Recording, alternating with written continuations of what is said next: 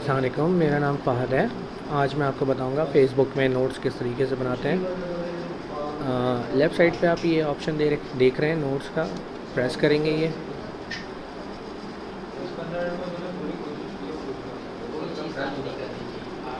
Then यहाँ पर एक ऑप्शन है राइट अ नोट, इसको प्रेस करेंगे।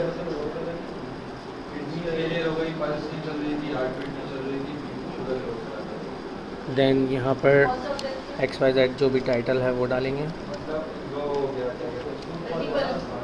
जो भी बॉडी आपने बॉडी मैसेज जो भी टाइप करना है XYZ वो टाइप करेंगे।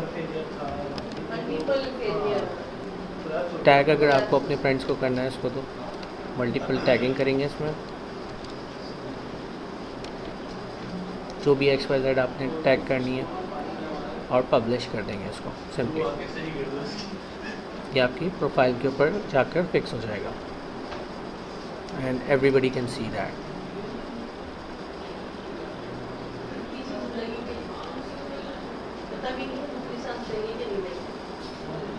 Thank you.